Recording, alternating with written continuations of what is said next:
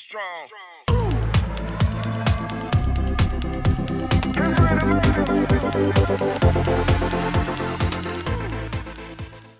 Okay, so well, again, a very good afternoon, everyone, and a very warm welcome to everybody to the press conference of Har Har Mahadev, which is directed by Abhijit Deshpande and produced by Zee Studios. Well, everyone, this movie is based on the life of legendary historical icon Chhatrapati Shivaji Maharaj, and this film is all about the inspirational story of a real battle in which only 300 soldiers led by Baji Prabhu Deshpande, the commander of Chhatrapati Shivaji Maharaj, fought with the 12,000 enemy soldiers and won. Apart from this, everyone, it is the first Marathi movie which has to be released in 5 different languages. Okay, so the trailer is already out and सब लोग बहुत ज़्यादा प्यार कर रहे हैं, बहुत ज़्यादा पसंद कर रहे हैं ट्रेलर को. So can we please have the trailer of Har Har Mahadev? Everyone. Sharad Kelkar as Baji Prabhu Deshpande, Subodh Bhave as Chhatrapati Shivaji Maharaj, Amruta Khanvilkar as Sona Bai Deshpande, and Sayali Sanjeev as Maharani Sai Bai Bhosle. Okay, so now I'm gonna hand over to you, sir, so that you can tell us about the movie, about your experience. Thank you. Hindi में, मराठी में, English में, हिंदी में. सबसे पहले आप लोगों को बहुत बहुत थैंक यू और अगेन माफ़ी चाहता हूँ कि मैं थोड़ा सा लेट हो गया, थक गया है आदमी. बट बहुत अजीब सा लग रहा है. पहले तो बताऊँगा मुझे कि मैं कई बार दिल्ली आया हूँ, कई बार ऐसे आप लोगों से मिला हूँ. कोई ना कोई हमेशा बाजू में होता था जो जिसको हम सपोर्ट कर रहे होते थे. आज अकेला बैठा हूँ, बहुत अजीब लग रहा है, बट एक अलग फीलिंग है. और आप लोग हैं, सब लोग, तो शायद बयान भी कर सकता हूँ. एक हमारे लिए बहुत ही इम्पोर्टेंट फिल्म है, स्पेशली आज के टाइम पे. हम सब जो नॉर्थ में रहते हैं, मैं भी नॉर्थ में बड़ा हूँ, ग्वालियर से हूँ, छत्तीसगढ़ की पैदाइश है. और कहीं ना कहीं हमारी टेक्स्ट बुक में ना, जब आप हिस्ट्री की बात करते हैं तो एक चैप्टर होता है छत्रपति शिवाजी महाराज के बारे में. बस उतना ही होता है, उसके अलावा ज़्यादा किसी ने पढ़ा नहीं है. जो अध्ययन करता है शायद उसने किया होता है. नॉर्मल स्टूडेंट्स के लिए तो ज़्यादा होता नहीं है. अलग अलग वीरों की अलग अलग कहानियाँ होती हैं. मैं जब मुंबई पहुंचा 20 साल पहले, फिर समझना शुरू किया कि यार यहाँ महाराष्ट्र में सब छत्रपति शिवाजी महाराज को भगवान क्यों मानते हैं, या उनके लिए भगवान जैसे क्यों. उनकी कहानियाँ पढ़ना शुरू की, उनके बारे में जानना शुरू किया. समझना बहुत मुश्किल है हमको, लेकिन इतना कहना चाहूँगा कि एक आदमी का विचार उनके जाने के कई सौ सालों तक भी लोगों को प्रोत्साहित करता रहा स्वराज्य के लिए. सोचिए कितनी बड़ी बात होगी कि एक 50 साल के जीवन काल में उन्होंने वो किया जो आज तक हम सबको इंस्पायर कर रहा है स्वराज्य के लिए. तो बहुत अथाह है वो इतिहास, जिसको ना सिर्फ महाराष्ट्र में बल्कि पूरे देश भर में बताना, जताना बहुत जरूरी था. तो ये कोशिश की है हर हर महादेव के माध्यम से. और हर हर महादेव एक ऐसा नारा है, ऐसा स्लोगन है जो शायद पूरे हिंदुस्तान में बड़े जोश के साथ बोला जाता है. सही है ना? ऐसे कोई नहीं हो जिन्हें हर हर महादेव नहीं पता हो, या ये क्या है. तो कहीं ना कहीं उसका सबके अंदर एक भावना वो है हर हर महादेव की. जहाँ भी आप जोश दिखाना चाहते हैं वहाँ हर हर महादेव बोलते हैं. मराठा रेजिमेंट का स्लोगन है हर हर महादेव. तो कहीं ना कहीं छत्रपति शिवाजी महाराज की एक सोच है जो लोगों के अंदर जोश जगाती है स्वराज्य के लिए. उसकी कहानी है हर हर महादेव. उनके कई सारे सेनापति रहे, कई सारे साथीदार रहे. उनमें से एक थे बाजी प्रभु देशपांडे जी. उनकी हमने कहानी चुनी है क्योंकि उसके अंदर बहुत सारे लेयर्स हैं, बहुत सारी बातें हैं जो लोगों को नहीं पता है, और वो इतिहास है जो लोगों को जानना बहुत ज़रूरी है. ये उस समय की बात है जब छत्रपति शिवाजी महाराज भी नहीं बने थे और छत्रपति भी नहीं थे. वो शिवाजी शाहजी भोसले थे. एक सोच थे जो 350 सालों से गुलामी की जंजीरों में बंधे लोगों को जगाना चाहते थे स्वराज्य के लिए.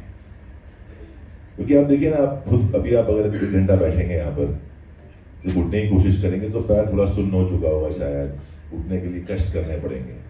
ऐसे ही वो लोग थे जो 350 सालों से बस जी रहे थे अपने ही गाँव में, अपने इलाकों में, कि भाई मेरा परिवार है, मेरा कुनबा है, मेरा एक कुछ गाँवों का एरिया है जहाँ मैं खुश हूँ, मुझे कुछ करने की जरूरत नहीं है, मुझे टैक्स देना है, कर देना है, ठीक है, जैसा है वैसा चल रहा है। जो आज हमारी स्थिति भी है, जैसा चल रहा है वैसे चलने दो। किसी को परिवर्तन की ना इच्छा थी, ना कोई इरादा था, ना कोई जोश था। वहाँ एक ऐसा व्यक्ति आता है जो बोलता है नहीं, हमें स्वराज्य चाहिए, तो सबसे पहले क्या होगा, उसका विरोध किया जाएगा कि भाई क्यों, अच्छे खासे बैठे हैं, जी रहे हैं, क्या जरूरत है लेंगे, क्यों लेना तुम्हारे लिए यार, अब ठीक है अपनी जगह पे यार, परिवार है, बच्चा बीवी सब ठीक है, हमें अपना परिवार देखना है, हमें कुछ और नहीं देखना है। तो ऐसी एक किरदार थे बाजी प्रभु देशपांडे। बहुत वीर थे, महायोद्धा थे, लेकिन कहीं ना कहीं वो बंधे हुए थे अपने उस छोटे से एक एरिया में, मुझे यहीं ठीक हूँ, मुझे क्या करना है। फिर शिवाजी महाराज ने उन्हें वो समझाया जो आज हर हिंदुस्तानी को समझने की जरूरत है, स्वराज्य की वैल्यू, तो स्वराज्य की जो कीमत है वो उन्हें समझाई गई। और फिर कैसे उन्होंने महाराज का साथ दिया। और हमने एक फिल्म देखी है 300, शायद बहुत लोगों ने देखी होगी। उसके बारे में कोई तथ्य है कि मुझे पता नहीं है, शायद नहीं है कोई तथ्य, कैन बी फिक्शनल, बट इस कहानी के तथ्य और सारे प्रूफ्स हैं कि 300 मावड़ों ने, जिनका नेतृत्व बाजी प्रभु देशपांडे ने किया, उन्होंने एक घाटी के अंदर 12,000 सिद्धि के सैनिकों को, जो मूलों के साथ थे, उन्हें रात भर रोक के रखा ताकि छत्रपति शिवाजी महाराज विशालगढ़ के किले पे पहुंचे और उस पर फतेह करें। ये कहानी है।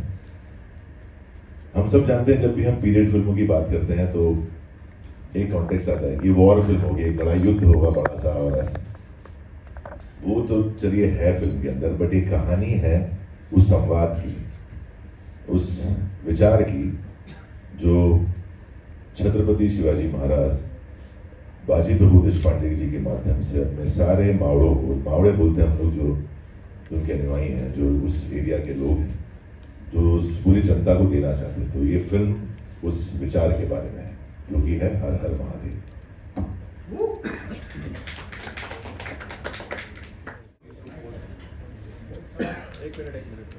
मुझे पता नहीं क्यों माइक दिया है, मुझे लगता है जरूर। मेरा नाम गौरव है, मैं वॉशरूम पोस्ट से।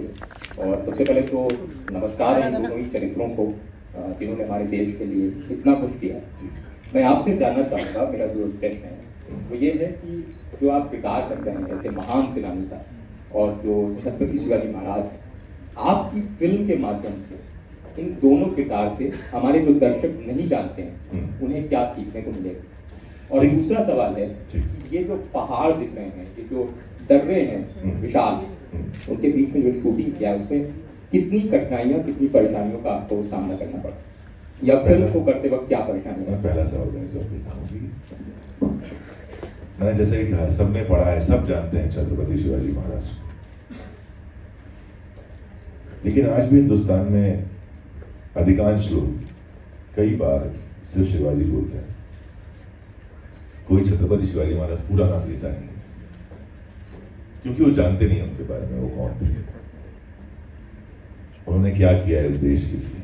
कई सारे आपने देखोगे इंस्टाग्राम पे ऐसे पेजेस आते हैं जहाँ हिंदुस्तान के नक्शे में हर तरफ ग्रीन होता है और फिर शिवाजी महाराज का एक विजुअल आता है और वो पूरा ग्रीन एक भगवे में तब्दील हो जाता है। तो कहीं ना कहीं उस सोच का परिणाम है जो उन्होंने लोगों के अंदर जगाई, जो दबे हुए थे, अपने ही जिंदगी में जूझ रहे थे, कुछ उद्देश्य नहीं था जिंदगी में कि क्या करना है या कुछ ऐसा कुछ करना है जिंदगी में। वो सिर्फ एक व्यक्ति का विचार था कि नहीं, मुझे इस परिस्थिति से आज़ादी चाहिए, मुझे स्वराज्य चाहिए। उनका विचार शायद किसी को नहीं पता होगा, कहानियां पता होंगी कुछ, स्पेशली जो हमारी जनरेशन है, हमारे बाद वाली जो जनरेशन आने वाली है, उन्हें तो शायद बिल्कुल भी नहीं पता होगा कि उन्हें शायद जोजो सिवा और बीटीएस पता होंगे, लेकिन या विदेशी कोई ऐसा इतिहास होगा, पर्शियन या फ्रेंच या ऐसा कुछ इतिहास शायद ज़्यादा पता होगा बनिस्बत की उन्हें हिंदुस्तानी इतिहास पता होना चाहिए। तो ये हमारा कर्तव्य है कि हम उन्हें उसके बारे में बताएं और सही तरीके से बताएं। तानाजी एक फिल्म थी जो सबने देखी, सबको बहुत पसंद आई। पसंद कई वजह से आई। कितने लोगों ने अपने बच्चों को ये सही वजह बताई है वो मुझे नहीं पता। हमने कोशिश की थी कि हम सही वजह बताएं कि महाराज के विचार क्या थे। आपने अगर देखी होगी फिल्म तो उसमें कई जगह उनके डायलॉग्स हैं, उन्हें समझने की कोशिश की जाए तो समझ में आएगा कि उनके विचार क्या है। कि राजा के लिए सैनिक मरते ही हैं, लेकिन एक छोटे से सैनिक के लिए मरने वाला राजा ये पहली बार देखा किसी ने। वो एकमेव राजा है पूरी दुनिया में जो ऐसा था। नॉर्मली राजा हमेशा अपने सिपाहियों को आगे कर देते। महाराज एक ऐसे राजा थे जो अपने एक सिपाही के लिए आधी रोटी खाकर वो 6 महीने रहे एक पहाड़ के ऊपर, एक किले के ऊपर। रोज सतकोर कहते हैं हमारे, मतलब चौथाई रोटी खाकर वो इतने उन्होंने समय काटा ताकि उनके सैनिकों को खाना मिल सके। उस दर्रे के बाहर भी वो रुकने को तैयार थे, ये कहकर कि नहीं, अगर उनको शिवाजी चाहिए तो शिवाजी मिलेगा, हम लोग चाहिए। इस तरह का राजा कभी किसी ने देखा नहीं, ना कभी हुआ ना कभी होगा। और ये इतिहास हमारे फ्यूचर जनरेशन को बताना बहुत ज़्यादा ज़रूरी है। तो एक ऑडियो विजुअल मीडियम या एक फिल्म का मीडियम सबसे ज़्यादा इजी है और एंटरटेनिंग भी है मेरे ख्याल से, कि आपको विजुअली, और अब तो टेक्निक इतनी बढ़ चुकी है कि हम उनको विजुअली एक्सप्लेन कर सकते हैं कि क्या हुआ था उस टाइम पे, क्या परिस्थिति होगी, कैसी घटनाएं होंगी जहाँ ये सारी घटनाएं, सारा इतिहास रचा गया है। दूसरा सवाल है कि इन ऊंचे ऊंचे पहाड़ियों के बीच में शूट करने में क्या दिक्कतें आई हैं। और ये दिक्कतें ये है कि सर आज तभी सीढ़ी चढ़ने में दुखता है घुटना। नहीं, बहुत सारी घटनाएं थे बिकॉज हमारे डायरेक्टर हैं अभिजीत देशपांडे, उनके बारे में यही कहना चाहूँगा। उन्होंने इससे पहले एक फिल्म की थी आनी काशीनाथ घाणेकर, बहुत बड़े मराठी एक्टर थे, उनकी बायोपिक थी जो सुबोध भावे जी ने की थी। सुबोध भावे जी ने और जो हमारे प्रोड्यूसर हैं सुनील फड़तर, इस फिल्म के भी प्रोड्यूसर वही हैं, इन दोनों ने कसम खाई थी कि हम अभिजीत देशपांडे के साथ दोबारा काम नहीं करेंगे। इतना जिद्दी, इतना ज़्यादा परफेक्शनिस्ट आदमी है। कई बार आप इरिटेट हो जाते हो कि यार क्या करवा रहे हो यार, मतलब ये कोई जगह शूट करने की, मतलब यहाँ आदमी, मतलब चिड़िया नहीं पहुँच पा रही है, तुम मुझे बोल रहे हो चल के वहाँ चढ़ेंगे ऊपर और शूट करेंगे।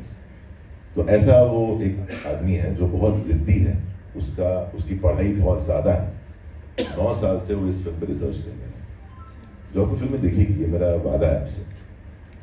तो एक ऐसे आदमी के साथ काम करना जो दिन रात नहीं सोचता है, वो पाताल आसमान नहीं सोचता है, कितना कठिन रहा होगा हमारे लिए। और वो कितना अच्छा है, इसका उल्लेख ये है कि वो जो दोनों थे, जो प्रोड्यूसर सुनील फड़तरे और सुबोध भावे, वो दोनों इस फिल्म का हिस्सा है। वही प्रोड्यूसर है और वही सुबोध भावे इस फिल्म में भी है। क्योंकि जब आप एंड रिजल्ट देखते हैं तो जितनी कठिनाइयाँ, जितने कष्ट, जितने लड़ाई झगड़े हुए होंगे, वो सब एक तरफ होते हैं और एक अच्छी फिल्म एक तरफ होती है। तो हर कलाकार की भूल वही होती है जो एक डायरेक्टर उसके अंदर से निकाल पाए अच्छा काम। कष्ट ये है कि अभी भी जाता हूँ फिजियोथेरेपी के लिए 1.5 साल बाद भी, अभी भी जाना ड्यू है। बहुत सारी इंजरीज हैं, बहुत सारी कठिनाई हैं, और तभी वो ऑथेंटिक दिखता है। अगर आप चाहे वो घुड़सवारी के शॉट्स देखें, चाहे वो आप एक किले के ऊपर लड़ाई का सीन देखें, वो जो फिल्म देखेंगे आप, एक चीज कहना चाहूंगा इस फिल्म के बारे में। लोग नॉर्मली मराठी सिनेमा को, चूंकि है लिमिटेशंस भी हैं, मैं नहीं मानता हूँ कि नहीं है। कंटेंट सबने बोला है आज तक कि बहुत अच्छा होता है, कहानियां बहुत अच्छी होती हैं, एक्टर्स बहुत अच्छे हैं, तो कहाँ कम पड़ते हैं। वो है हमारा स्केल, हमारा ग्रैंडर, हमारा एक विजुअल जो हमेशा लोगों को थोड़ा सा निराश करता रहा है। मैं मानता हूँ इस चीज़ को। जब ये फिल्म मेरे पास आई थी, बिकॉज 2020 में तानाजी तानसेन वॉरियर आई थी और मैंने उसमें छत्रपति शिवाजी महाराज का रोल किया था। लोगों ने बहुत अप्रिशिएट किया, बहुत माना, कई जगह पोस्टर लगाए जाते थे, और एक एक्सेप्टेंस होती है किसी कलाकार के लिए कि हाँ, इस भूमिका में ये बहुत अच्छे लग रहे हैं, जच रहे हैं, अच्छा काम किया। उसके बाद क्या हुआ, कई सारी फिल्में लोग डिजाइन करते हैं, छोटी बड़ी, और हर कोई आदमी मेरे पास आता था और बोलता था कि हमारी फिल्म है, उसमें छत्रपति शिवाजी महाराज, सर सिर्फ 4 दिन का काम है, आप करेंगे कैसे? ना, किसी भी फिल्म में छत्रपति शिवाजी महाराज का काम 4 दिन का नहीं हो सकता अगर उनके समय की कहानी है।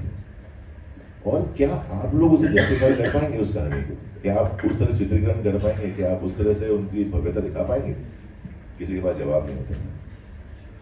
फिर एक दिन अभिजीत देशपांडे जी आए हम एक फिल्म बहुत पहले करने वाले थे, वो हो नहीं रही थी, तो मुझे लगा शायद क्या कर रहे हैं, पता चला कुछ पीरियड फिल्म बना रहे हैं, तो मेरे पास आया और चश्मा लगा था, शरद मैं एक ऐतिहासिक फिल्म बना रहा हूँ महाराज के टाइम। तो मुझे पता था कि अगला यही सवाल आएगा कि क्या तुम छत्रपति शिवाजी महाराज का रोल करोगे, तो मैं तैयार था कि अब मैं मना कर दूंगा, मैं नहीं करूँगा। तो उसने स्ट्रेट पूछा, मैं चाहता हूँ कि तू बाजी प्रभु देशपांडे जी की फिल्म कर। वो सरप्राइज कि यार जहाँ एक कलाकार की एक पर्टिकुलर रोल के अंदर एक्सेप्टेंस हो चुकी है, लोग मान चुके हैं, लोग बहुत सारी बातें कर चुके हैं, तमाम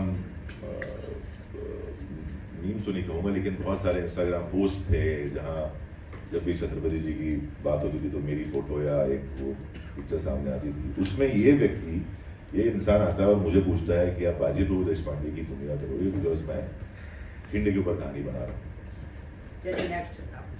तो मैं बिल्कुल ऐसा था कि अरे ये तो कमाल हो गया, ये इसका विजन बहुत ही तगड़ा है। और वहां से इस जर्नी की शुरुआत हुई है और फिर जो कष्ट लिए गए हैं वो आपको रिपोर्ट भेजूंगा। शरद जी प्रणाम। प्रणाम। मैं राहुल जैन नमोकार चैनल से। मेरा आपसे सवाल है कि जैसे आपने पेनड्राइव फिल्म का जिक्र किया और उस फिल्म को भी लगभग 10 साल से ज्यादा हुए हैं और उसके 2 पार्ट आ चुके हैं और आज भी वो फिल्म टेक्निकल इतनी वेल मेड लगती है हमें कि हमें लगता है कि इस फिल्म का कंपैरिजन हो नहीं सकता। और अभी इस फिल्म में जो आपका डायलॉग जो आप बोलते हैं कि 300 उल्टी खोपड़ी के, और कहीं ना कहीं हम वो एक एक्सपेक्टेशन जाग जाती है हमारी कि यार चलो बॉलीवुड में या हमारी हिंदी सिनेमा में कोई ऐसी फिल्म मिले, तो क्या हम अपने एक्सपेक्टेशन रख सकते हैं इस फिल्म से कि वैसा ही हमें विजुअलाइज हम कर पाएंगे जैसे 300 फिल्म में हमने देखा था? देखिए मैं आपको 2 चीजें बताता हूँ, चाहे 10 साल पहले और फिर भी हॉलीवुड फिल्म्स का बजट हमारी फिल्मों से 100 गुना होता है, समझ रहे हैं? और जो उनकी टेक्नोलॉजी है वो मच मोर एडवांस है। एवेटार कब आई थी आपको पता है? 2009। मोशन कंट्रोल आज तक इंडिया में लोग कर नहीं पा रहे बिकॉज बहुत एक्सपेंसिव है, बहुत समय लगाती है और उसके लिए एक बहुत बड़ा रिसर्च चाहिए 5-6 साल का, जो करते हैं वहाँ के डायरेक्टर्स और ईपीज, वहाँ ईपीज होते हैं जो बड़े जो प्रोड्यूसर होते हैं, तो उतना वक्त उतना पैसा, क्योंकि उनका ग्लोबल ऑडियंस है, उनकी रिकवरी ग्लोबल ऑडियंस से होती है। हर एक देश में अगर आप कलेक्शन देखेंगे एवेंजर्स का या एंड गेम का, उतना किसी हिंदी फिल्म ने नहीं किया होगा जितना बिजनेस इंडिया में उसने किया। और ऐसे जितनी 100-150 कंट्रीज हैं वहाँ सब जगह एवेंजर्स गई, सब जगह से ऐसे ही कलेक्शन आता था, तब जाके वो फिल्म रिकवर करती है। इसलिए उनके अंदर वो ताकत है, वो हिम्मत है कि वो टेक्नोलॉजी, उतना समय, आर्टिस्ट की उतनी फीस, वो सब दे पाए। तो मैं बिल्कुल ये मानता हूं कि हमने भरपूर कोशिश की कि जितने पैसे हमारे पास थे, इसका उदाहरण दूंगा कि हमारी फिल्म में ना केवल एक्टर्स, डायरेक्टर, राइटर, इन लोगों ने, बिकॉज वो दिखने वाले हैं पर्दे पे, उनका नाम होने वाला है, इन लोगों ने शायद अपनी फीस कम की या माफ की है। मेकअप मैन से लेकर एक कॉस्ट्यूम वाले से लेकर हर एक ने अपनी फीस कम की है ताकि वो पैसे प्रोडक्शन में लग सके, क्योंकि हम एक लेवल तक ही ऊपर जा सकते थे। आप जानते हैं स्थिति कैसी है, मार्केट तो आपको पता ही है कैसा। हम एक सर्टेन लेवल तक जा सकते थे और उसमें हमको बेस्ट करना था। गोकुल हमारे वीएफएक्स इंचार्ज हैं, मुझे पता है उन्होंने कितने घंटों काम किया है। जो शायद 150 लोग 8 घंटे में करेंगे, वो 25 लोग 24 घंटे काम कर रहे थे। कोशिश हमने की है, कितनी अच्छी है कितनी बुरी है वो आप डिसाइड करेंगे, लेकिन कोशिश हमने की है कि हम इतने छोटे बजट में, मतलब ये आज अगर आप हिंदुस्तानी फिल्मों की बात करें तो उसका 5% बजट है मेरी फिल्म में, 5% से, जो बड़ी ऐसी ऐतिहासिक फिल्में बनती हैं 5% भी नहीं है मेरी फिल्म का। तो अगर आप रिसेंट कुछ फिल्मों का नाम लें, मैं नाम नहीं दूंगा, तो उनके हिसाब से तो मेरा 2.5% का बजट है पिक्चर का, 2.5% ये बजट में हमने ये फिल्म खड़ी की है। और मैं चाहता हूं कि आप लोग इस फिल्म को सराहें, उस एफर्ट को सराहें जो हमने कोशिश की है। एक छोटी नहीं कह सकते कि मराठी इंडस्ट्री बहुत बड़ी है, मैं बहुत प्राउड फील करता हूँ, लेकिन जिसकी लिमिटेशंस हैं उसमें हमने कोशिश की है कि हम अच्छे से अच्छा प्रोडक्ट दे सकें। शरद जी जी इधर एक सवाल, मराठी फिल्म इंडस्ट्री की ये मेरे ख्याल से फर्स्ट ऐसी फिल्म है जो हर लैंग्वेज में रिलीज हो रही है थिएटर्स में, तो क्या हम इसे एक शुरुआत मान सकते हैं मराठी फिल्म इंडस्ट्री की तरफ से? और दूसरा कि हर हर महादेव टाइटल कैसे पड़ा इस फिल्म का, उस बारे में। पहली बात तो इसे आप शुरुआत नहीं, एक अच्छी शुरुआत मान सकते हैं, क्योंकि जब मेरे पास मैं सर ने मुझे काट दिया बट उनका जवाब मेरा भी दे रहा था। मैंने बोला कि जब मेरे पास ये फिल्म आई थी तो पहले सवाल तो थी कहानी क्या है, स्क्रिप्ट दे दो मुझे। तो अभिजीत देशपांडे किसी को स्क्रिप्ट देते नहीं है, शायद वो लिखते ही नहीं है, शायद वो सेट पे सीन देते हैं, बट कमाल के सीन देते हैं वो करने को। दूसरी चीज, बिकॉज मैंने काफी हिंदी में काम किया है और मुझे एक वो ग्रैंडनेस की आदत सी पड़ गई है कह सकते हैं। मेरा सवाल था हमेशा से सुनील फड़तरी जी के लिए और अभिजीत के लिए कि यार अगर हमें ऐसी फिल्म बनानी है, महाराज के ऊपर बहुत फिल्में आ रही हैं बट किसी में भी वो ग्रैंडनेस, वो क्वालिटी, वो साउंड, वो विजुअल्स, वो वीएफएक्स किसी में नहीं है, तो हम भी एक फिल्म बना देंगे तो क्या रखा जाएगा उससे? क्या आप मुझे वादा करते हैं ये फिल्म उन सारी फिल्मों से कई गुना बेहतर होगी या बड़ी होगी या अच्छी होगी या ग्रैंड दिखेगी?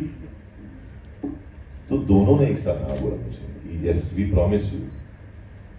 तो मैंने कहा ठीक है करते हैं, और वो दिखा। नॉर्मली मराठी फिल्म में मैक्सिमम शूट कर लिया तो 30-32 दिन में शूट हो जाती है। हमने 55 दिन फिल्म शूट की, दिन रात एक करके, पहाड़ों पे गए, यहाँ गए, ताकि वो ग्रैंडनेस दिखे। तो कहीं ना कहीं हमारी कोशिश है कि अच्छी शुरुआत है और पिक्चर बड़ी होगी। जहाँ तक बात रही टाइटल की, हर हर महादेव, ये ऐसा एक टाइटल नहीं कहूँगा, नारा है जो हमारे पूरे हिंदुस्तान ही नहीं बाहर भी लोगों को पता है, तो एक कनेक्ट होता है उनके साथ। और एक छत्रपति शिवाजी महाराज का नारा था, स्लोगन था, जब भी वो एक वॉर क्राई कहते हैं जिसको, तो हर हर महादेव, ये नारा उन्होंने दिया था, तो उससे अच्छा रिप्रेजेंटेशन क्या हो सकता था हमारी फिल्म के लिए। हेलो सर, सर मेरा सवाल आपसे ये है कि आपने इस कैरेक्टर को प्ले करने के लिए क्या इंडिविजुअल रिसर्च करी ताकि आप इसको एकदम एक्चुअल रिप्रेजेंट कर सकें मूवी में? देखिए पहली बात तो जब भी आप कोई फिल्म आपके पास आती है तो पहले तो आप स्क्रिप्ट मांगते हैं, जो वो देते नहीं है तो देते नहीं, तो आपको घंटों बैठना पड़ता है उनके साथ, क्योंकि उस आदमी ने, अभिजीत देशपांडे ने, तकरीबन 9 साल से वो रिसर्च कर रहा है, डिटेल ले रहा है, उन परिवारों के पास जा रहा है जो जिनके वंशज हैं।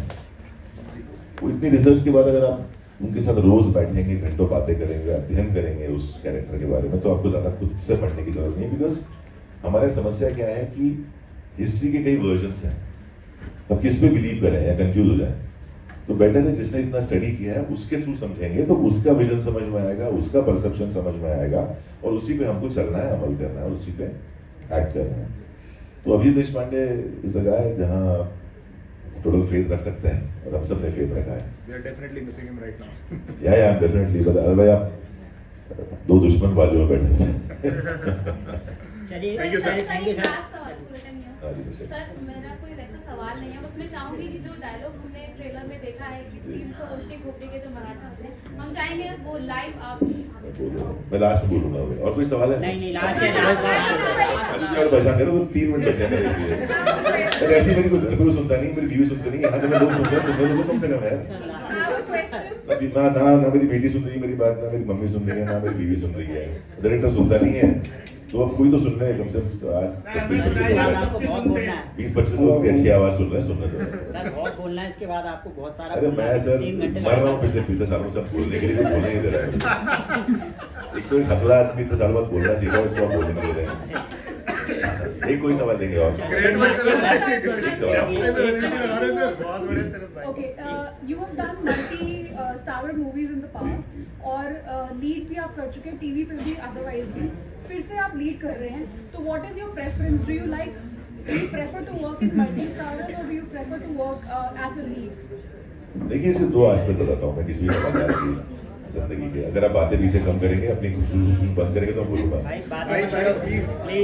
अरे आप देखिए, अब मेरे को लग रहा है क्लासरूम में आया हूँ, मैं टीचर हूँ, पीछे कुछ बच्चे ऐसे कोने में घुसर बातें कर रहे हैं, टिफिन में क्या लाया, टिफिन में क्या लाया। तो आप लोगों ने खाना खा लिया, टिफिन की बातें ना करें, हम मेरी बात सुन लीजिए 5 मिनट और बात करेंगे। तो एज एन एक्टर छोटा सा 3 मिनट का किस्सा है। मैं टीवी करता था, नंबर 1 शो का हीरो था मैं। 7 तरह सबने देखा होगा मेरे से, बच्चों लोगों ने नहीं देखा होगा, बड़े लोगों ने देखा होगा शायद, लेकिन मैं हीरो था। शो का नंबर 1 शो था। अवार्ड सेरेमनी हुई, मुझे ना नॉमिनेशन ना मतलब अवार्ड तो भूल जाओ, नॉमिनेशन नहीं। तो मैंने बड़ी शिकायत से अपनी जो चैनल हेड से उनको बोला, मैंने कहा यार ये क्या मतलब है यार, मैं हीरो शो का हीरोइन को अवार्ड मिल रहा है, मेरे को कुछ नहीं मिलता है, नॉमिनेशन भी नहीं मिलता है। तो उन्होंने बड़ी अच्छी बात बोली मुझसे, बोले कि तुम स्टार बनना चाहते हो। मैंने कहा यार कोई भी आता है मुंबई तो स्टार ही बनना चाहता है। उन्होंने अच्छी बात कही कि तारा जो है ना वो टूट जाता है, कलाकार हमेशा रहता है। तो मैंने सोचा कलाकार बनूं और वही कोशिश है। Multi hero multi cast film हो या सिंगल हो या कैसी हो, काम कैसा करने को मिल रहा है वो ज्यादा इंपॉर्टेंट है, और उसमें मैं क्या कर सकता हूँ वो मेरे लिए महत्वपूर्ण है, रादर देन कि कौन है फिल्म में, कैसा है, क्या है। कहानी अच्छी होनी चाहिए, मुझे अच्छा काम करने को मिले, थोड़ी इज्जत मिले, बस। चलिए डायलॉग बोल उनका है, चलो इस दुनिया को दिखा दे 300 उल्टी खोपड़ी के मराठे क्या कर सकते हैं।